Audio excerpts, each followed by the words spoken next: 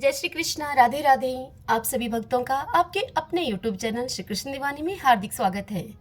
आज आप सुन रहे हैं ज्येष्ठ मास महात्म्य का 20वां अध्याय। सर्वप्रथम भगवान का स्मरण करते हुए आप सभी मेरे साथ बोलिए।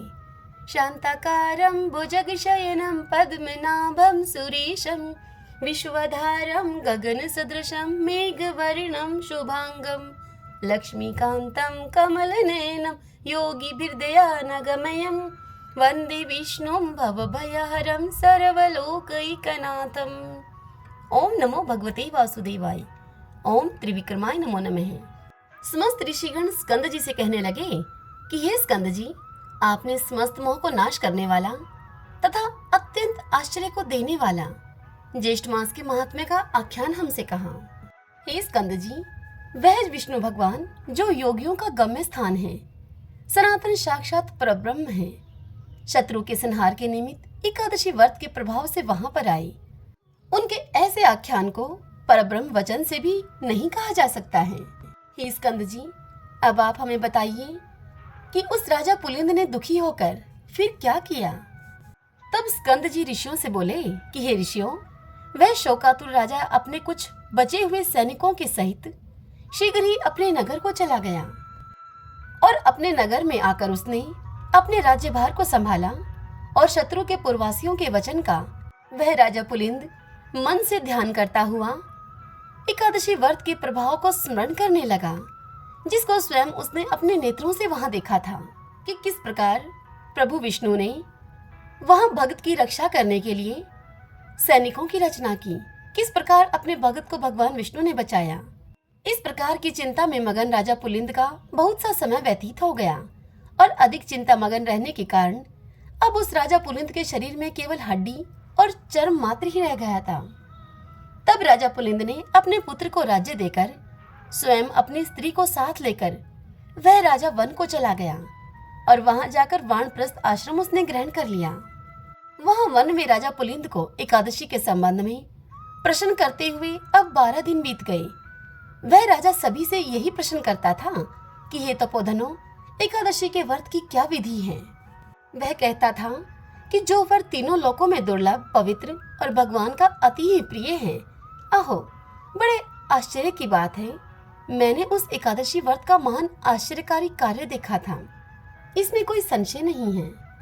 उस राजा के पूर्व जन्म के पुण्य कर्मों के प्रभाव से वरण्य ऋषि के पवित्र आश्रम में वहां दत्तात्रेय ऋषि आए और उन दत्तात्रेय के दर्शनों की लालसा से वहां समस्त ऋषिगण आए।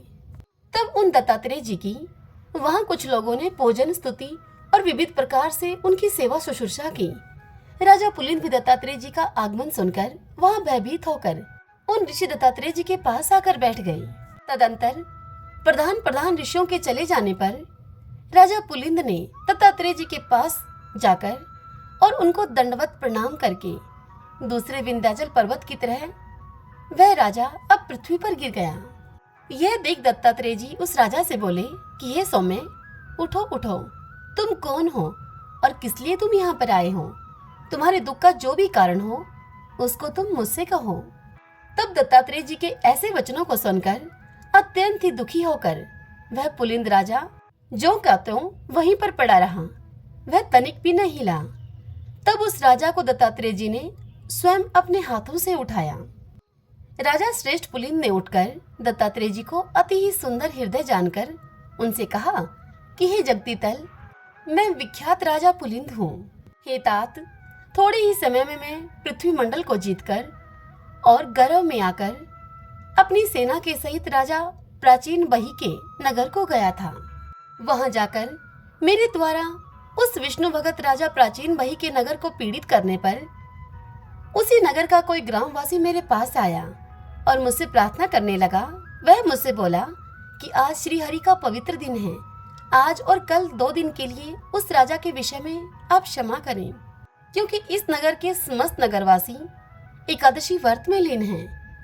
उस ग्रामवासी की संपूर्ण वार्ता को सुनकर मैंने गर्व में होकर क्रोध से उसके वचनों का अपमान किया। उसके वचन मेरी बुद्धि और मति को गर्व से न छुड़ा सके। इसके पश्चात सूर्यास्त हो जाने पर असंख्य विष्णुदूत अनेक रूपों में वहां पर आकर हमसे युद्ध करने लगे। उन विष्णु दूतों ने समुद्र के समान मेरी समस्त सेना को भक्षण कर लिया। अपने प्राण मात्र रह जाने पर हम लोग वहां से भागकर अपने नगर में चले आए।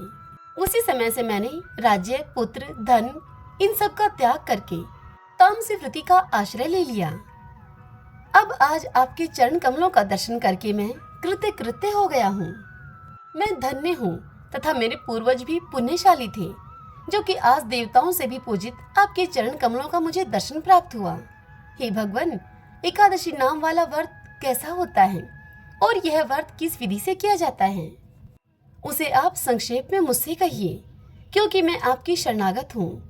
अन्यथा मैं शैले के समान अपने प्राणों का त्याग कर दूंगा। राजा पुलिंद के इन वचनों को सुनकर, सब वृतांत को जानते हुए दत्तात्रेय जी उसी समय राजा पुलिंद को दोनों हाथों से आलिंगन करके और दयाद्र चित्त होकर मधुसूदन भगवान के एकादशी व्रत के विधान को उनसे कहने लगे।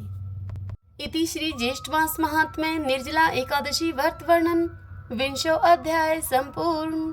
हरिओम तत्सत। ओम नमो भगवते वासुदेवाय। ओम त्रिविक्रमाय नमो नमः। आइए भगतजनों, अब हम रामेश्वर क्षेत्र की महिमा का श्रवण करते हैं। आज की कथा में हम सुन रहे हैं रामेश्वर नामक महालिंग की महिमा। श्री सूत जी इस कथा का श्रवण कराते हुए मुनियों से कहते हैं कि जो मनुष्य भगवान श्री रामचंद्र जी के द्वारा स्थापित रामेश्वर शिवलिंग का एक बार भी दर्शन कर लेता है, वह भगवान शंकर के सायुज्य स्वरूप मोक्ष को प्राप्त करता है। सतयुग में 10 वर्षों में जो पुण्य किया जाता है, उसी को त्रेता के मनुष्य 1 वर्ष में सिद्ध करते हैं, और वही पुण्य द्वापर में 1 मास और कलयुग में वही पुण्य 1 दिन में साध्य होता है। परंतु जो लोग भगवान रामेश्वर का दर्शन करते हैं, उनको वही पुण्य कोटि गुना होकर एक एक पल में प्राप्त होता है। इसमें कोई संदेह नहीं है। रामेश्वर नामक महालिंग में सब तीर्थ, संपूर्ण देवता, ऋषि मुनि तथा पितृ विद्यमान है, जो एक समय, 2 समय, तीनों समय अथवा सर्वदा ही मोक्षदायक रामेश्वर नामक महादेव जी का स्मरण या फिर कीर्तन करते हैं, वे पाप समूह से मुक्त हो जाते हैं और सच्चिदानंदमय अद्वैत रूप सांब शिव को प्राप्त होते हैं। रामेश्वर नामक शिवलिंग भगवान श्री रामचंद्र जी के द्वारा पूजित हुआ है। उसके स्मरण करने मात्र से यमराज की पीड़ा नहीं प्राप्त होती। जो मनुष्य रामेश्वर नामक महालिंग को नमस्कार और उसका पूजन करते हैं, उनका जन्म तो सफल है, वे कृतार्थ हो जाते हैं। जो मनुष्य रामेश्वर नामक महालिंग के प्रति भक्ति रखते हैं, उन लोगों के प्रणाम, स्मरण और पूजन में तत्पर रहने वाले मानव भी कभी दुख नहीं देखते। करोड़ों जन्मों में किए गए जो कोई भी पाप हैं, वे भगवान रामेश्वर का दर्शन कर लेने पर तत्काल ही नष्ट हो जाते हैं। रामेश्वर महालिंग का कीर्तन और पूजन करने वाला मनुष्य अवश्य ही भगवान रुद्र का सारूप्य प्राप्त कर लेता है। जैसे प्रज्वलित अग्नि क्षण भर में काष्ठ के ढेर को भस्म कर डालती है, ठीक वैसे ही भगवान रामेश्वर का दर्शन, उनका दर्शन करने वाले लोगों के सब पाप तत्काल भस्म हो जाते हैं। रामेश्वर महालिंग की भक्ति 8 प्रकार की बताई गई है। रामेश्वर के भक्तों के प्रति स्नेह एवं दया भाव रखना। दूसरी है उन भक्तों का पूजन करके उन्हें संतुष्ट करना। तीसरी, स्वयं भगवान रामेश्वर के भक्ति पूर्वक पूजा करना। चौथी, उन्हीं के लिए देह की सारी चेष्टाओं का होना। पांचवी, श्री रामेश्वर की महात्म्य कथा का श्रवण करने में आदर भाव रखना। छठी, उनके प्रति प्रेमाधिक्य के कारण वाणी का गदगद होना, नेत्रों में आंसू आना, शरीर में रोमांच का होना आदि इन भावों का स्फुरण होना। सातवीं, श्री रामेश्वर महालिंग का निरंतर स्मरण करना। आठवीं, उसी के शरण लेकर जीवन धारण करना। जिस किसी मलेच्छ में भी ऐसी 8 प्रकार की भक्ति हो, वह भी मुक्ति क्षेत्रों के मोक्ष रूपी धन का अधिकारी बताया गया है। अनन्य भक्ति और ब्रह्मा ज्ञान के द्वारा मुक्ति निश्चित है। उद्रवरेता सन्यासियों को वेदांत शास्त्र के श्रवण से जो मुक्ति प्राप्त होती है, वही सब वर्णों और सब आश्रमों के लोगों को दर्शन शास्त्र के श्रवण जनित ज्ञान के बिना ही केवल रामेश्वर महालिंग के दर्शन से ही प्राप्त हो जाती है। योग युक्त उद्रवरेता मुनियों की जो गति होती है, वही भगवान रामेश्वर का दर्शन करने वाले समस्त प्राणियों की होती है। जो मनुष्य रामेश्वर शिव के क्षेत्र की प्रसन्नता पूर्वक यात्रा करते हैं, उन्हें पग पग पर अश्वमेध यज्ञ का पुण्य प्राप्त होता है। अम्बा पार्वती के सहित परम दयालु रामेश्वर महालिंग रूप भगवान शिव में भक्ति होनी अत्यंत ही दुर्लभ है। उनकी पूजा का शुभ अवसर भी दुर्लभ है तथा उनका सत्वन और स्मरण भी अत्यंत दुर्लभ है। जिसकी बुद्धि निरंतर रामेश्वर महालिंग का चिंतन करती है वही इस पृथ्वी पर धन्यातिधन्य पुरुष है। श्री रामेश्वर महालिंग का दर्शन करने वाले पुरुष के दर्शन मात्र से दूसरे प्राणियों का पाप तत्काल नष्ट हो जाता है। जो प्रातःकाल उठकर 3 बार रामनाथ अर्थात रामेश्वर शब्द का उच्चारण करता है उसका पहले दिन का पाप तत्काल ही नष्ट हो जाता है। यदि प्राण त्याग के समय मनुष्य भगवान रामेश्वर का स्मरण करे तो फिर उसका जन्म नहीं होता।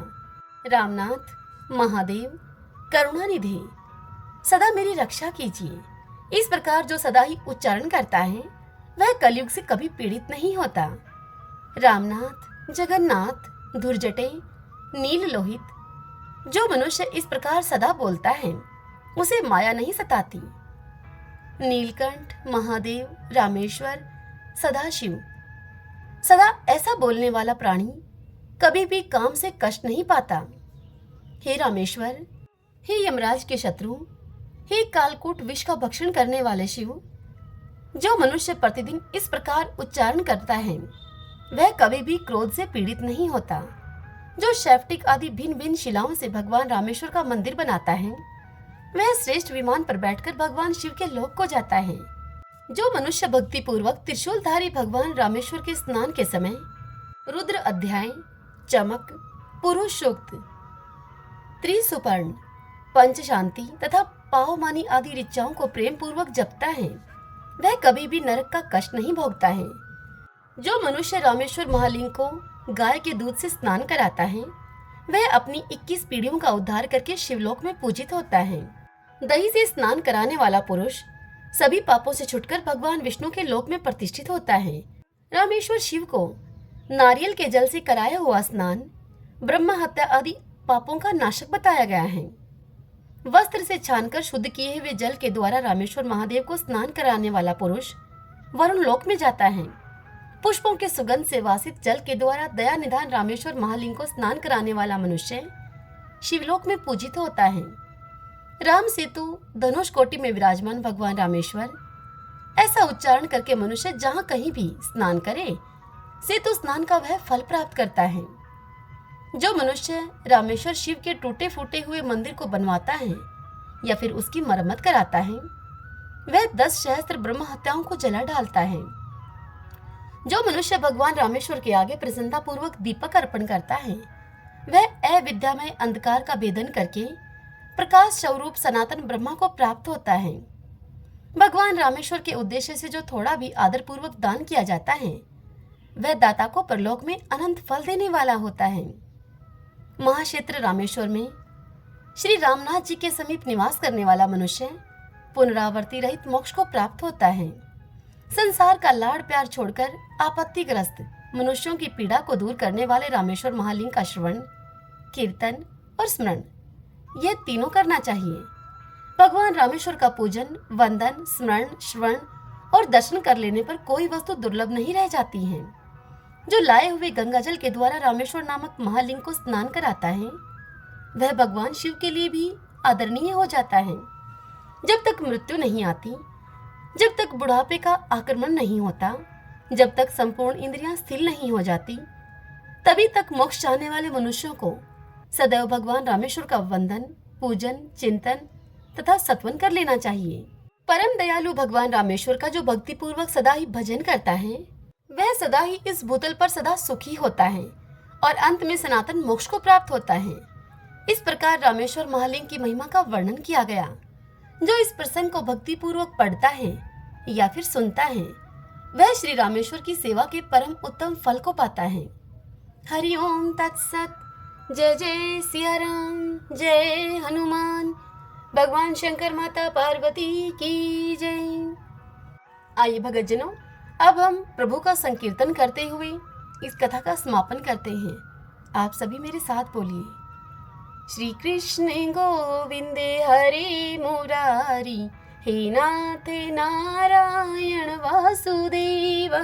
श्री कृष्ण गोविंद हरे मुरारी हे नाथ नारायण वासुदेवा श्री कृष्ण गोविंद हरे मुरारी हे नाथ नारायण वासुदेवा श्री कृष्ण गोविंद हरे मुरारी हे नाथ नारायण वासुदेवा श्री कृष्ण गोविंद हरे मुरारी हे नाथ नारायण वासुदेवा। ओम नमो भगवते वासुदेवाय। ओम श्री राधा कृष्णाभ्याम नमो नमः।